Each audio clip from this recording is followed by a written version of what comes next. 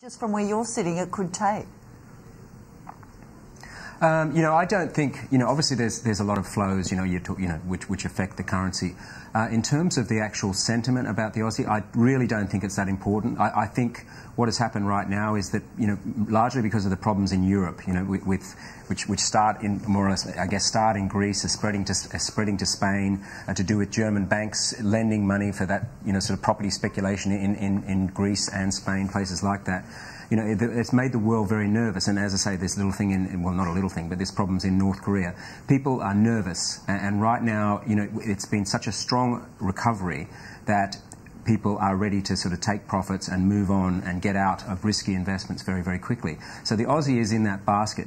Now the super tax, I don't think actually exacerbates that. It's more about the global shifts in risk preference. People don't want risky investments right now, and the Aussie, because it is volatile, is viewed as a risky investment. But I would say the super tax doesn't look good from where I sit in the UK. I don't, I guess I'm not a Labor guy, I'm not a Liberal guy. I think the most intelligent thing is to be a swinging voter. But to me, that just looks very ill thought out. Malcolm Fraser, I think, in the early 80s was very bulled up about the commodities boom, which never really happened then. I think it's a dangerous policy just to choose whichever sector is doing well and hit a big tax on it. I think it's very ad hoc. I think it's a wrong way to manage an economy. That's the first thing. I've forgotten what I was going to say now, but that would, the first thing would be that it's a very bad way to manage the economy, just to choose which sector is doing well and to whack a tax on it. The second thing would be that Well, just out of interest, I'll just ask you one quick one. Out of interest, are you the second thing?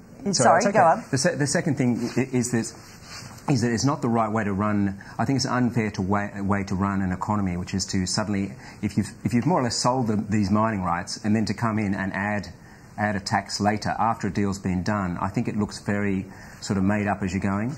In general, it's probably not a bad idea for Australia to do something about commodities, because from this distance, Australia does look like it's obviously an island, which is, I don't know how long and the people are surviving very, very well on selling off the stuff in the ground. Now, how long can that go on for? I mean, is it going to last for 50 years? Is it going to last for 10 years? I haven't done the analysis, but it's starting to look a bit like, Pacific Island, which is just selling away what it's got, and then later on its standard of living will collapse. So hopefully there's more going on in the economy rather than just sort of selling stuff that's been dug up in the ground. Okay, just quickly before we go to the break, out of interest, are you in euros or US dollars at the moment? I'm not in euros, fortunately. I've got a share of a few things. Obviously, I've got some pounds, which hasn't been doing very well. I've got some Aussie dollars, which has been doing well, particularly against the pound. I tell you, when you come here, it's started to become a cheap place for Aussies. And fortunately, I've got some US dollars as well. Okay, we're going to have to take a break there, Richard, but we're going to come back and talk about some of the things you are in, your other investments, after this short break.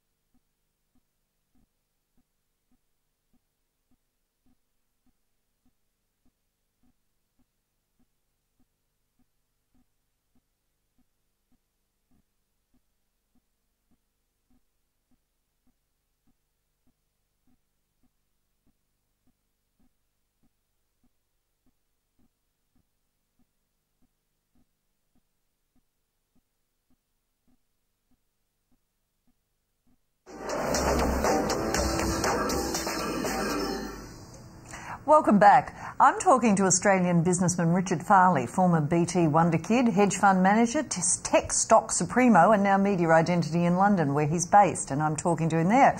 Richard, you did a series there called Dragon's Den, where you became something of a pin-up boy for budding entrepreneurs looking for funding.